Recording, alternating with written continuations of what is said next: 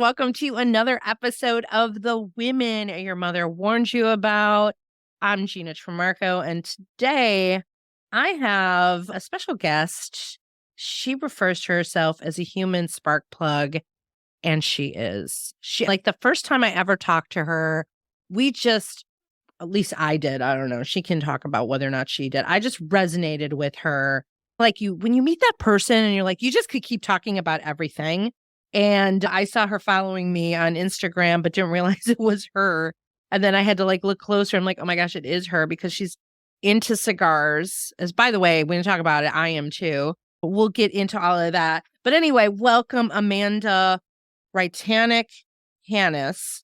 And I'm giving you your whole name because we're going to talk about that. Amanda Hanus, welcome. Thank you so much. Awesome. We should have made smoke while we were having this discussion. That would have been awesome. You know what? I haven't told you this, but as this episode comes out, this show is going through a little bit of a transition this year. And it's kind of over the next couple of months is going to find its way and evolve into something new. And I'm slowly revealing that, but I'm staying really open to what that's going to look like. And now I'm feeling like cigars and bourbon might not be a bad idea to put in the show. I don't know. I'm going to put that out there. Before we go any further, just introduce yourself to the audience, where you work, what you do, and then we're just going to roll with it because there are so many things that we can talk about. Well, thank you. Well, I currently reside in Tulsa, Oklahoma. I'm a recent transplant there, which is a fun story all in of itself. I'm originally from the greater Chicagoland area. If I call it Chicago, someone will beat me up in the comments section, right? Because I'm totally a suburbanite. I said it, but it was still the same county as Chicago. So I claim it. I am a professional sales leader and a national sales manager at a Fortune 200 dental software company and a ultra high performer and career-long salesperson. I absolutely love and am passionate about the sales profession. There is nothing like rocking a commission check to transform lives. The power I have seen in my own journey of paying off $89,000 of student loans with commission checks in 18 months or helping reps get out of debt, put kids through college. There is no profession like sales that enables and empowers people to make changes in their lives in a quick and dramatic way. So just couldn't say enough about the sales profession and how to transform. And the Fortune 200 company you're with, go ahead and promote it. Oh, I work for Henry Schein One. Awesome. There's so much I want to talk about, and we're just going to flow with this because between your vibe and my vibe. First of all, let's talk about Chicago for a second. You're right. Anytime someone says they're from Chicago, I say, what part of Chicago? Because I want to, and they're like, Schaumburg. I'm like, not Chicago. That's not Chicago. They ask you, what high school did you go to? It's like, guys, come on. Why are we so obsessed? And what nationality is your last name? Is it Greek? Is it Polish? It's so ethnic centric. We just want to speak a common language and fight about which hot dog joint we all are loyal to, for sure. Okay. What hot dog joint? Oh, Gina and Jude's. Okay. Yes. So I did tell you this, but I did grow up not too far from where you grew up. So I grew up on the other side of Harlem, on the Chicago side, in Montclair, Galewood, on the border of Elmwood Park and Oak Park. So just down the road from you. And my mom later in life moved over to River Grove, where we could walk to Gina and Jude's. Just saying. I love that credit for you. And the other classic you went to is Johnny's for Italian. Johnny's. I was going there. Okay. Yes. Johnny's. I miss Johnny's. Okay, so we had to get the Chicago thing out of the way because we've got that going on. Well, let's talk a little bit about I thought that was really kind of interesting of your upbringing and how you ended up in sales and just how you look at it. How did you get into the sales realm? Yeah, well, I guess my first sales job was in fourth grade when I went to a parochial school. If you don't know what that is, that's like a poor Christian school, right? And so the students are their fundraisers. And every day I would take the phone book out and sit on the step and call local businesses and sell $75 and $125 ads. And I won that ad selling contests every single year that I went to this school. I think they cried when my parents transferred me because they were like, "I'm gonna sell her an advertising book."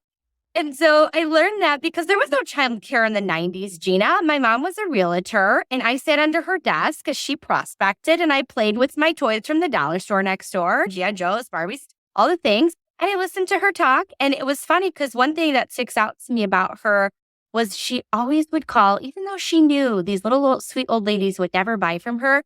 Because of the rejection, she just wanted to talk to a friendly voice. And I'll never forget her not ending her day except for calling one of those go-to people because they were lonely and she could at least have a positive conversation before the end of the day. And that just left an impression as a young person.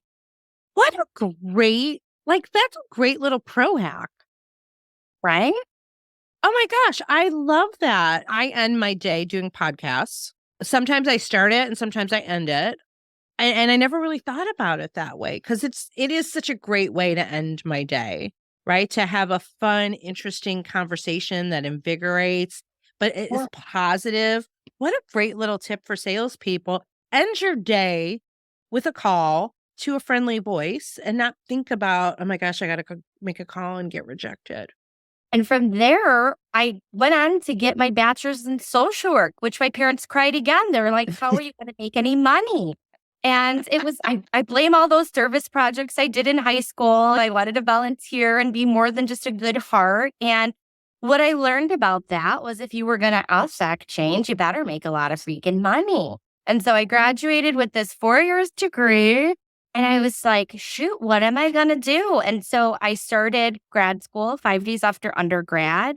And thankfully, the school that I went to, Aurora University, forced me in my nonprofit leadership classes to take MBA classes. And I fell in love with those professors. And they helped me do some lofty professional development things like write a eulogy, which sounds crazy, and a mission statement. And I was like so sold. And so I transferred. But all that time to pay for grad school, I was in sales. Because what other job can you make enough money to pay for school except for a sales job, right? Yeah. Yeah.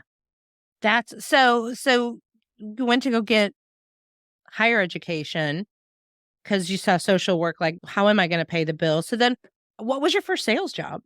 Well, I, at the ripe old age of 19, called Mr. Roloffs, my history teacher in high school, had a sales rep come in and talk to us about like IRAs and Roths and employee benefits and all of that just to learn life skills and finance. And I kept that man's card and I called Northwestern Mutual at 19 and said, I just signed up for a lot of student loans. I'm very worried about getting hit by a car. I don't know. College seems dangerous. I don't want to derail my parents' retirement. Do you think I can buy some life insurance? I'm not worth very much. Do you have like a new person that's in training? I don't want to waste anyone's time. And they thought it was a prank call. And I said, no, I'm calling you from my dorm room. I really need life insurance now that I have all this debt. And they hired me for an internship at Northwestern Mutual, which I know it gets a bad rap if you've gotten called by all your nieces and nephews, but it is the best business boot camp to learn how to schedule appointments, what to dress like for success, calendaring, follow up, how to write emails. I got so much out of that internship. It's not a surprise to me that it continues to be a top 10 Forbes business internship in the country because it really does teach you that independence. And you have to get licensed. At 19, I started getting my life insurance license and really interesting, right? At that age. So that was my first sales job. Wow. Okay. So I've got a couple questions with this. First of all, what 19-year-old is thinking about life insurance? Like where did that pop up into your head that you needed life insurance? Well, I think I'm your grandpa. So I have an old soul. And so like I made a joke about writing my eulogy, the rest of my life and everyone I know's life's planned for the next 25 years. But I think it did come from really growing up in a non-traditional maybe home. And I didn't think that it was until I grew up and saw my friends or went to college. But we really struggled financially. My mom was a foster child who aged out of the system with really no mentors or support. My dad, second generation American, and Greek and Polish. And so the Greek boy married the Polish girl next door, or did I mix that? And so no one came to the wedding. And so they really had a hard time finding their roots in America. And so we really we did actually qualify for assistance, but my dad was so prideful that we wouldn't do that. And I'll never forget, my birthday is a week before Christmas. I really wanted Lisa Frank fuzzy stickers. Okay. Everybody had them.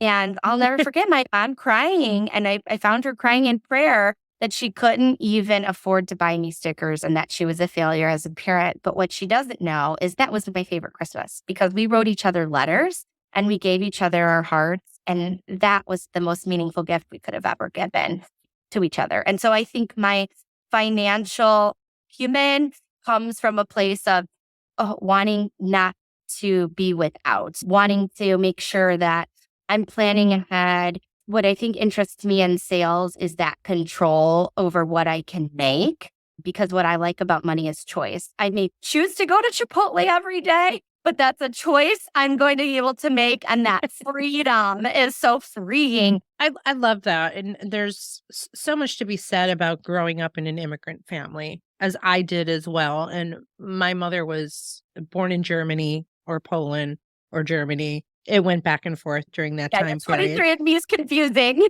Yeah, because I think it was German occupied Poland, but we were German by descent. And then my father was first generation Italian. Again, right, when you grow up that way, you really learn to value everything. Similarly, going to college, I had to figure out a way to pay for it. There wasn't as much pride as there was. My dad was so much older that we didn't have the money to send me to college. So it's like, you can go, but you're going to have to find your way there. And so you get resourceful and you appreciate everything that you do. And at the same time, you want to get out of that.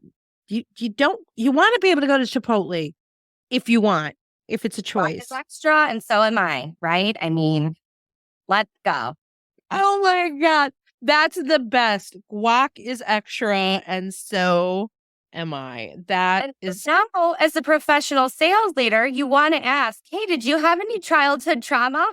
And I can't ask that, right? But did you have to bootstrap anything? Did you have to pay your way? Did you have to overcome adversity? And are you still positive? And I say that cheekily, and we can't compare pain, and I would never want anyone to have the upbringing I had. But when I think about how resilient it's made me, I'm so grateful looking back for just understanding that hustle and that grind, right? Yeah, I think there's so much to be said about that. To your point, we got to be careful what we say when we're interviewing and recruiting and things like that. At the same time, there is a lot to be said about childhood trauma from a positive standpoint. So if we can recognize, I've talked about this a lot. I know you've listened to the show, but if I can recognize someone's trauma or trigger, then I can more effectively lead them, because I need to understand. I just had this conversation with a friend today. I'm like, I'm not someone who needs praise, but what I don't do well with is any kind of degradation or putting me down for something, right? That would be a trigger. And if we can understand that about people, we can lead them a little bit differently. And we can also leverage the good parts of the trauma, right? Like you said, like the bootstrapping, right? How do I get creative with this? I only have so much money to spend. How can I do this? Or what's another way to look at it?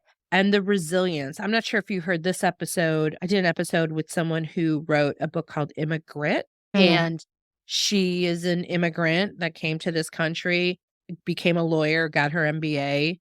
And she talks a lot about how she wants companies to start working past not promoting immigrants, because there's so much bias around just things like accent bias when you hear someone's accent and you make certain assumptions. And the reality is immigrants going up the ladder have a lot of grit and resilience based on that. And we all have this unique perspective that we can't take off, right? We all have those proverbial glasses based off of the people we've met and the interactions we've had that make us unique. And it is our diversity of thought. And the best teams that I've ever been a part of, the highest performing teams that I've ever been a part of, were the most diverse in every sense of the world. It was multi-generational, multi teams. And I do love to hire non-traditional hires because they ask the obvious questions. They're not afraid and they don't make assumptions. And so I can completely understand and appreciate what you're saying. Yeah. So you've been with Henry Schein One for how long? 6, 7 years? Yeah, it's hard to believe. So, long story short, I was working as an intern selling those financial services, graduated college, and was so disheartened and had to figure out how to make money. And so I used my kind of social network to find a job on Wall Street, right? Because those people make big commission checks. And so my first job out of college was on an institutional bond desk. And the yield to call an MIT 100 bonds is great, Gina, in my long-term portfolio, but it was like the most beautiful prison, 52 stories above the Chicago Yacht Club because there were no people. I just had like a computer terminal and I had to get coverage of the desk if I wanted to go make a potty break. It was, and everyone's like, don't you just love how glamorous it is working downtown? I'm like, in downtown? I don't breathe the air. I don't. And I got to be on the desk before Europe closes. And so I was absolutely not in my genius.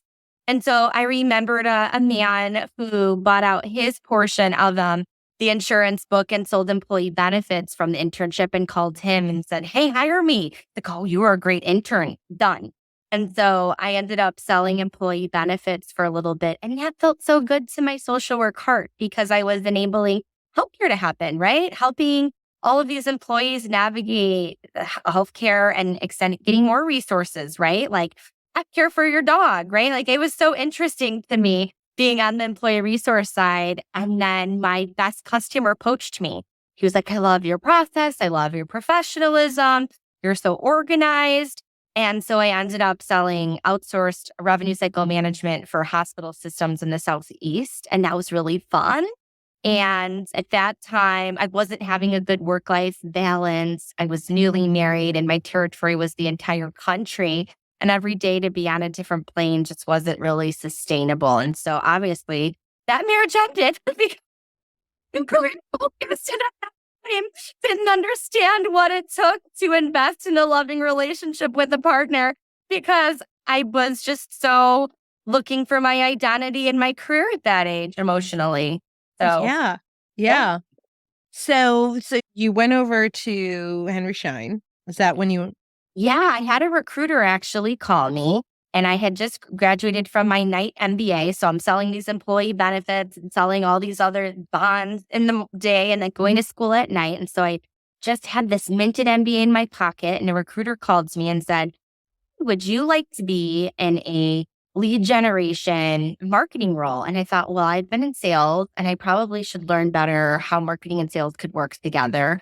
And that's cool because MQLs, every salesperson needs those. So yeah, this seems like the next step. She's like, you'd have one direct report. And I was like, sold. And it was like a third of my pay. But I was like, you got to take a step back sometimes to take a step up. And so I'm so grateful that I did do that. And it was really a lot of fun. I got to manage the trade shows and we went to 72. So if you want to talk about scrappy sales strategies at trade shows, I am your gal. That is so awesome. And earlier you talked about yourself as a people leader, as a very young people leader at a Fortune 200 company. Talk a little bit about your leadership approach, your leadership style. And then I want to start talking a little bit about what you do with helping women and helping women show up. I think that was another way that we resonated. I know when we first started talking was about maybe working with some of the women in your organization, but let's talk about you as a people leader. I love this question. And so this is a comment for anybody going through a big, audacious, scary change. So I'm working for this tiny digital marketing company in their marketing department. And I'm seeing all these really important executives come from Henry Schein into the office. And I was learning that we were about to do a joint venture and I was missing sales and kind of missing that part of the world. And I had such a great exposure play in marketing. And I'm so grateful for the mentors and the leaders that I had there. And I I saw an open sales position on this new joint venture team where we were taking dental software products and connecting them to a practice management system, kind of like an EHR for a hospital for a dentist. And our companies had all the little fun add-ons that maybe you hadn't thought of connecting, but that you'd add over time. And so why not make that easy? People went to school to be dentists, not to get their MBA, right? And so they need non-clinical workflows just to work, right? And all in kind of one password, one username experience, a single sign-on, we call it. And so I thought that would be really a fun way to get back into sales. And so I knocked on the door and said I'd like to throw my name in the hat to go back into that world. And so I came in as a product sales specialist. I think that in most software sales worlds, it's only one step up from an SDR, right? Or BDR. And I learned a lot and moved into being an AE. And I had probably the lowest average sales price on my team and was hopelessly average. And so I worked hard and not smart. And it wasn't until I really discovered the Sales Gravy podcast. They did mail me Fanatical Prospecting when I first started, and that became my Bible. And I probably reread that in every sales slump because I was like, oh, maybe I can do my voicemail better. And that was probably the first book that let me trust myself. I still have it on my vision board. It was September, and for the first time, I had been the first AE that ended that year. And this team was career salespeople selling this software, Gina. Very established company, very established team.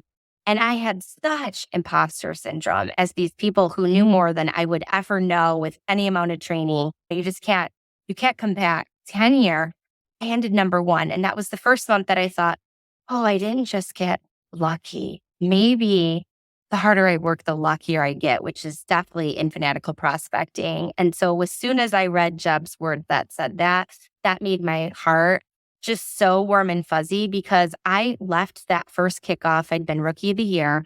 I left that first kickoff like, no, I finally found a culture of excellence with brilliant people that are passionate about their job and the industry, but I'll never be back. I'll never make it again to another sales kickoff. I'm going to get fired. I don't have what it takes to be consistent.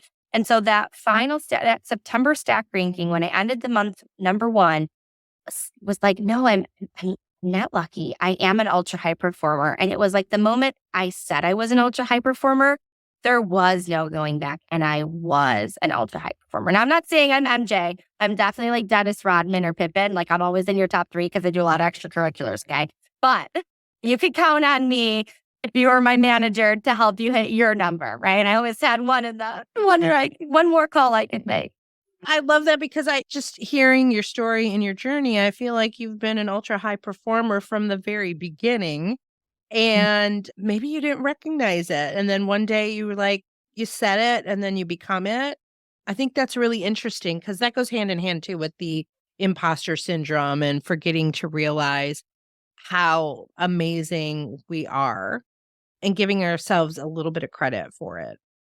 Yeah, I think that there still probably are smarter people on my team than me. And well, there are definitely, but there were smarter people at that time, but they didn't know my heart and they didn't know what it meant to me. And they didn't know my work ethic. And they didn't know that for me, this was changing my family tree.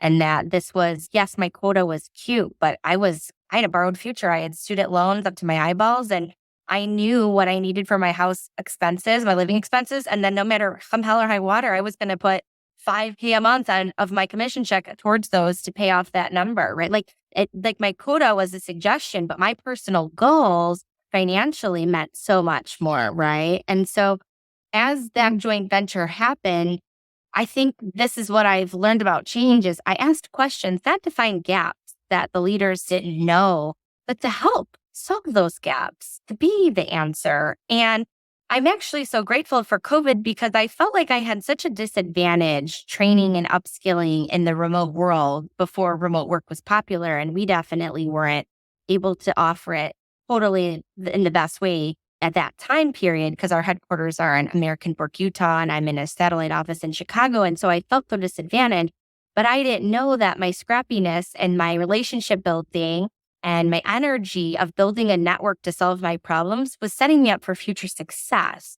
So it wasn't until Gina, I had a one-on-one with my director where he's like, how come you're not out of sorts. You're still consistent, even though we're all working from home and we've all never done it before. And I'm like, this isn't new for me. These are how I solve my problems. This is how I've been operating in your worlds for years. And so I got to spotlight that infrastructure and help people that were struggling on my team upskill and level up. And I hosted lunch and learns, or I've hosted a book club really. And I took everyone through fanatical prospecting and virtual selling. And I told people things like they were caught flat footed and they were in the post-pandemic world and they needed to stop talking, and all the social work things that I knew. I was happy to have virtual selling as a tool to teach my other coworkers who never worked from home how to do that, and just living by example and kind of leading from the front. And so I called my manager and said, hey, can I be a team lead? And he's like, we don't have those. And I'm like, well, I'll show you. I'll show you what I'll do. And so for 6 months, I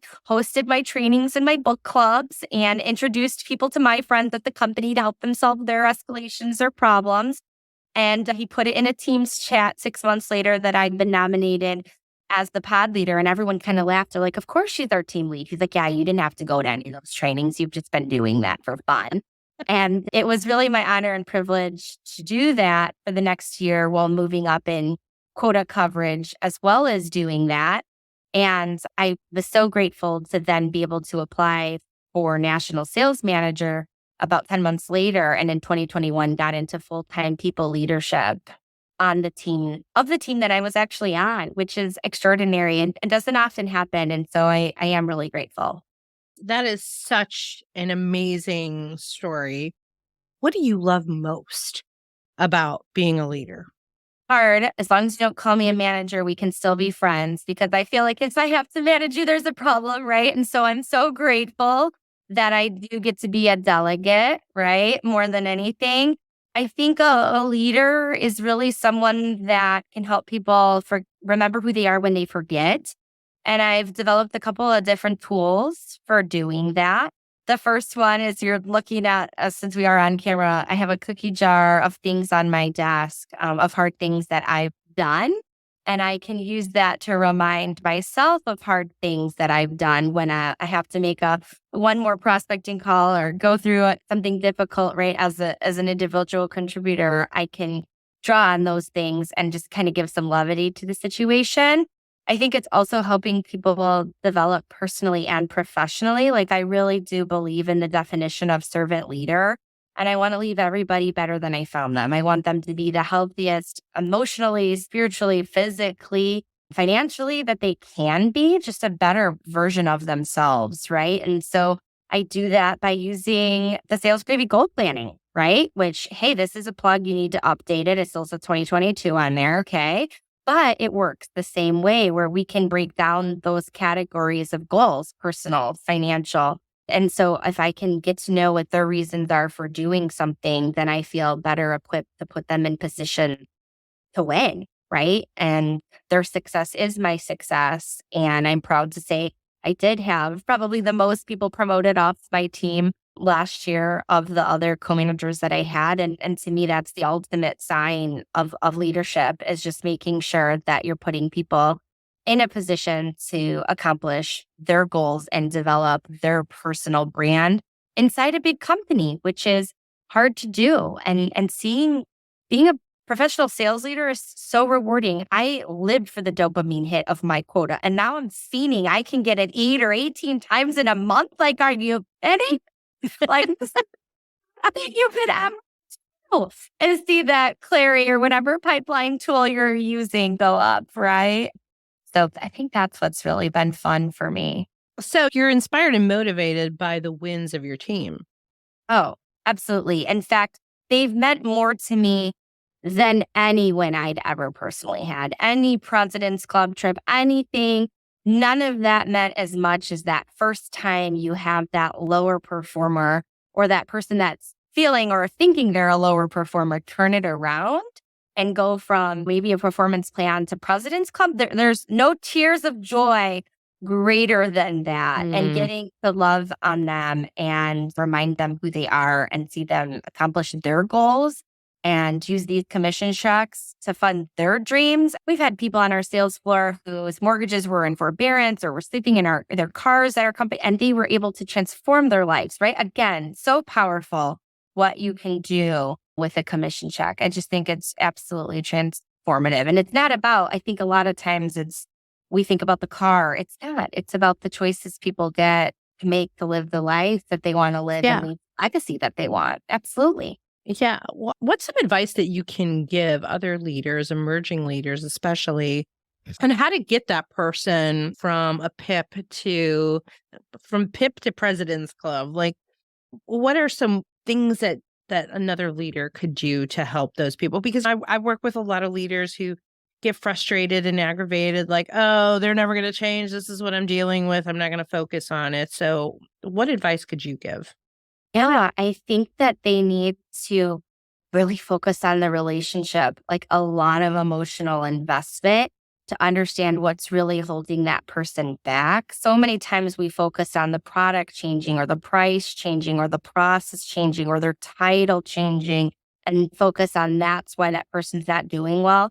When we really have no idea, they're just at that change saturation point and there's something happening in their life and understanding who their support system is. I know one creative thing I did during this virtual reality we're all living in is I put a webcam on my TV and I sent someone a DoorDash gift card for Chipotle because it's my love language. I could be paid in guac and have no problems with that. And they brought their spouse and child to the other end of that camera. And my husband and I had guacamole on our couch and we got to know each other and I got to learn who their support system was. And I think for a tool, if you're really struggling and you need a tool, I love the Strengths Finder. And Don Clifton wrote a book called How Full Is Your Bucket? And it actually takes you through an interview of what do you really know about your people? Do you know what name they like to be called?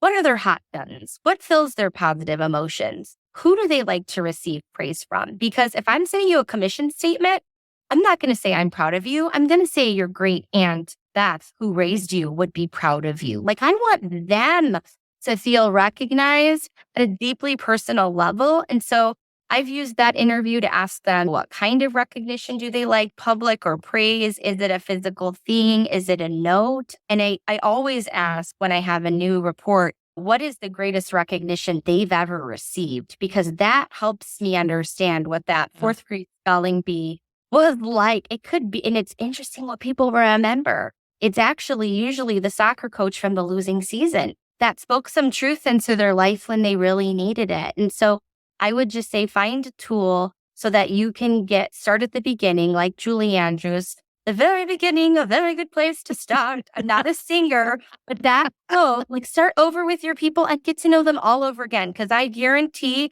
you don't know the real issue because it is not because of outreach or whatever phone system. That is not the issue. It is something in their heart or in their mind that is holding them back.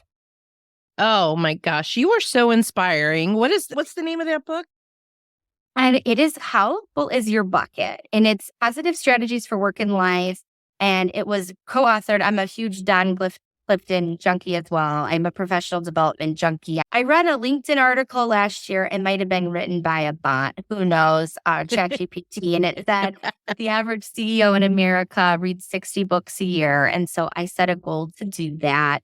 And I last year did read 60, but one of my literary mentors has always been like the Clifton or Ken Blanchard, anything that he co-authors, Patrick Lencioni and John Gordon for positivity. Those are kind of my go-tos. But I think understanding at the core level that your person is a person. And I would take a bullet for our chief revenue officer. He says something that makes me so proud to be in his org and be building a culture like this because most sales floors are not emotionally or psychologically safe. And that's what I love most about being a leader is creating a place where people can be themselves and succeed because of their unique strengths, not because I'm trying to all get to some level of mediocrity of sameness, right? And so one thing he says is, you're a person and I'm a person and it's all personal and it's never just business. And I love the freedom that gives me to get personal with people because they are persons. And so if you're a sales manager listening to this, you're going to have to just dig into that relationship and get to know that person a little bit better. I love that. I love that. I'm going to get that book. Thank you for that. Yeah. I think love that's the really first important. share. I think that's really important because you have to understand what motivates people and what demotivates people. And Mm. everybody is so individual. And I think that's probably, to me, one of the most important tools as a leader. Reverse the golden rule, Gina. Do not treat me the way that you want to be treated. We have to. I want to be treated differently than you, and for a lot of reasons that we just learned about, right? Exactly. The whole platinum rule, treat people the way they want to be treated. And you have to spend the time understanding how they want to be treated. We don't all want the same thing. It's kind of the thing I referenced earlier. Like I don't need praise as much as I need to not be pushed down. That doesn't motivate me. I can pretty much motivate myself because I like to win, right? And so if you understand my competitive side, you're probably going to find a way to bring that out. Oh, yeah. And salespeople are the best. We're the quirkiest and we're all self motivated, right? I don't need an alarm clock. My dreams wake me up in the morning. And that's why call myself a leader. I'm not a manager. These people are up before I am, even. And I think I get up early to do my miracle morning, right? So, yeah. Yeah. Well, let's take a couple minutes before we wrap up and talk about some of the work that you're doing to help lift women up, some of the work you're doing internally to do that. What does some of that look like? yeah. So I'm so fortunate to work for an organization that does value diversity, equity, and inclusion. And so we do have employee resource groups, and I am a proud member of our Black Legacy professionals, but actually am a co-chair of our chapter's women's leadership network. And so really what that does is create a space for women to present and to get uplifted that maybe normally wouldn't have a prominent speaking position. So, for example, our chapter did a presentation party. So, even though it was silly and kind of a happy hour, you're presenting about a topic you're passionate about. And so, you're presenting from a place of your genius. And so, people are seeing you, Ori, and you might now get selected to be a host of a webinar, right? Or something like that. We also just recently, we're also fortunate in the fact that we have a female CEO of a software company here, and she's writing a book. And so we got to interview her and ask her some of her professional habits that have made her successful and hear other women's career stories and how they've navigated changes in decisions and the different roles that maybe we go through. And we can even at a global level assign like a leave buddy. So if you're going on a parental leave, that can be really daunting. We can assign you a buddy to go through that process with as you're navigating your personal questions. Like, what if I want to tell my supervisor I want to stay off another week? Or you can kind of have somebody who went through that experience. And I think my favorite thing that we have is a podcast because we are a global company. So often you feel like you're the only one experiencing whatever it is, right? That's the story in our head most days. And so what's cool for me is I just applied to be a host of the podcast, and I had no idea these years later I would be a co-chair of our chapter just through that exposure play, which I think is the beauty of employee resource groups and why we need them to spotlight different people's abilities throughout the organization. And so that's been a group that's been really enriching and helps with a lot of career mobility. There are women that will meet each other in that group and have a safe place to kind of professionally panic if they're looking for an internal interview, or they might mock interview or ask a little bit more about that role from someone that they've met. And it's really helped us kind of foster and develop talent internally because they get to see other departments and other places in the organization that they could eventually move into. So it's really fostered a spirit of mentorship. I love it. I love it. And you're going to be an awesome podcast host. Oh, thank you. I also do mentor three women. We have some organizational development courses where you can learn about change management or accounting for managers that aren't financial.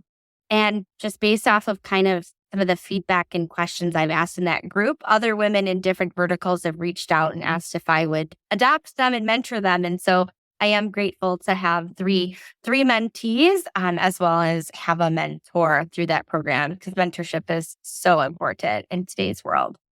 I love it. I love it. Now, I know I was talking about wrapping up the show, but I do want to talk about one more thing that we started to talk about because I think this is important, this work-life integration. and the fact that you packed up and moved and left Chicago, because I think this is really fascinating. Can you share this story with us before we wrap up now? Because I love what you and your husband have done. Yeah. So I had a really hard time leaving my desk computer to do life. And I would notice it was 7 o'clock and he'd kind of slipped in some food. And I never went for that bike ride on the one nice day that we had in Chicago that month. And so I was on a quest for better sanity, work life integration. I don't believe in work life balance. I do think that you are successful in the extremes. And so that's why it's important to integrate.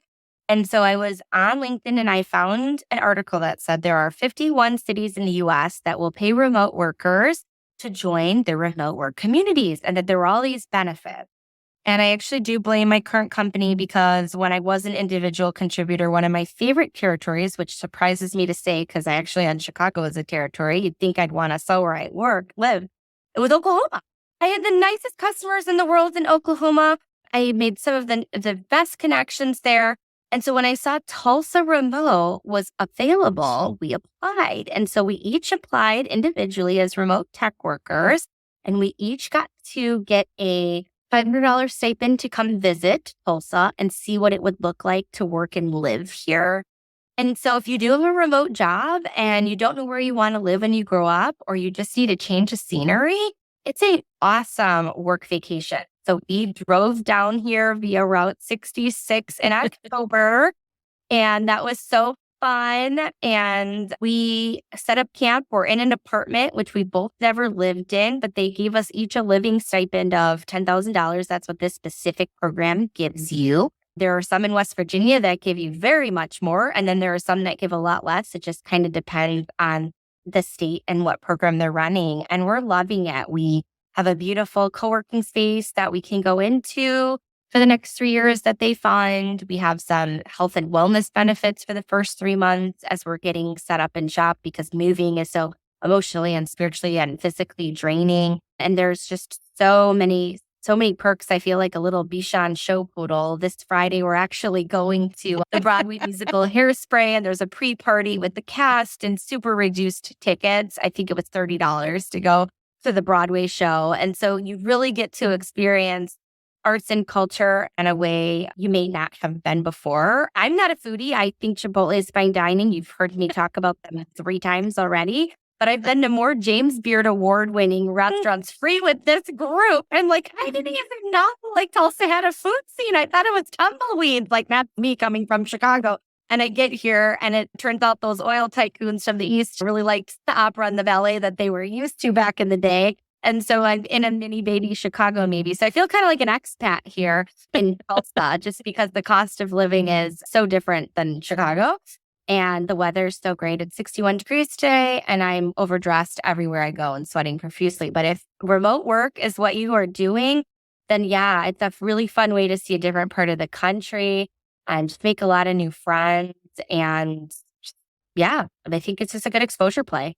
I love it. And obviously, you work for an organization that supports remote work, and you can go do the work anywhere and still be a very effective leader. Yeah, I think the remote work movement is here to stay. I think it just takes more creativity. I was actually just evaluating my mission statement and making sure that it was still true to this year. And I did. I added a component when I started working virtually that said I value compassion and caring for all people, including myself, but practicing self-care will help me honor my commitments to health and fitness so I can maximize my potential. I never had that piece in there because when you're selling in person, Gina, you tell someone you're going to show up at Mastro's for lunch and you're buying and you're wearing a suit and you're early. That takes a lot of trust. Right there, you get point. So much harder to bring this level of energy during your entire golden hours, right? And so I had to learn how to incorporate that so that I could be the best virtual salesperson and then ultimately leader because it's a lot more difficult to bring it virtually. But I think as long as you're creative and how you meet people and you start slow on calls, right? I can't just go for what? Disaster. How are you? Because I have no idea what happened to them that day before I jumped on this call. I have no idea if their cat just puked, right? So they're at home. So yeah, I think as long as we can be flexible, adaptable, and teachable and be intentional with how we do remote work, the remote work movement can be here to stay for sure.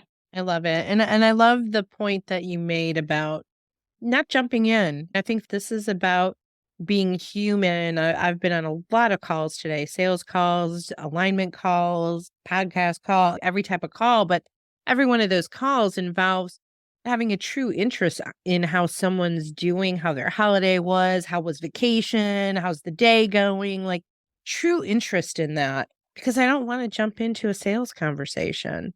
Yeah, I think if you can learn to be helpful and human, you can be successful in sales or in pretty much any professional discipline in the world, right? Yeah.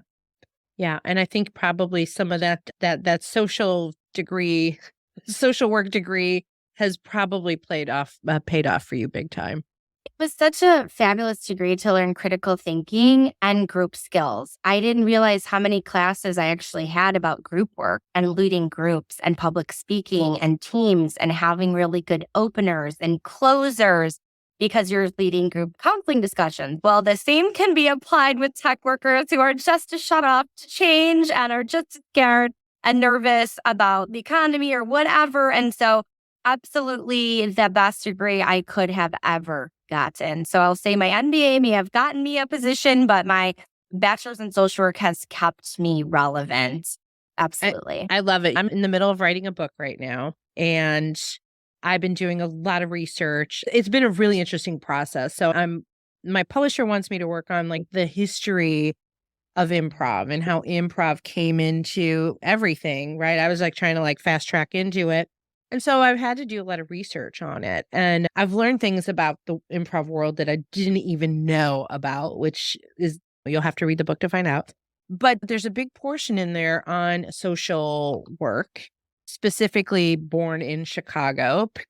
This goes back to Oh, the early 1900s and the Hull House in Chicago, and the using improv to do group work and social work and group dynamics, and how they used those skills to actually build better human interaction. And it's really quite interesting to see how that plays out and how beneficial that is, going back to just the concept of social work.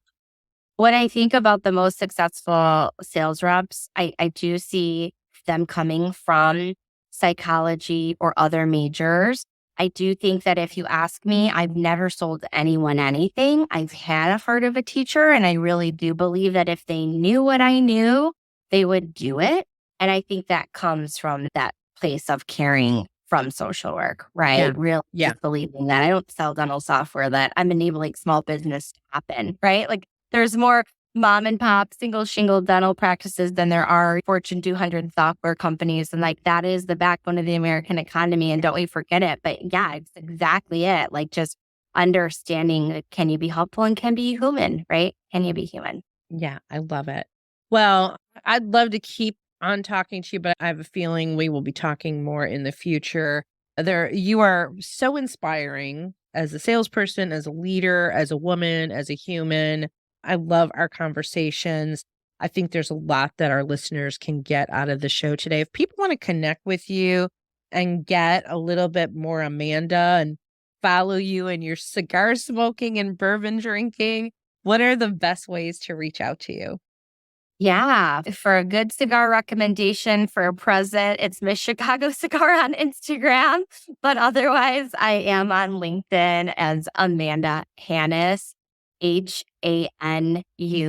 So Hector Alpha November Umbrella September. Gotta throw that phonetic alphabet in there. Fantastic. Amanda, thank you so much for being on the show today. This was awesome. I love our friendship. I'm so excited to read your book. You have to sign it first, though. I will. I'll make a special dedication. Well, awesome. Thanks again to Amanda, and thank you, listeners. And are you watching us on YouTube? Because you can watch this on YouTube as well. Thanks for listening to this episode of The Women Your Mother Warned You About. Go to our website, womenyourmotherwarnedyouabout.com, to find all of our social channels, to find me everywhere. We will see you next time.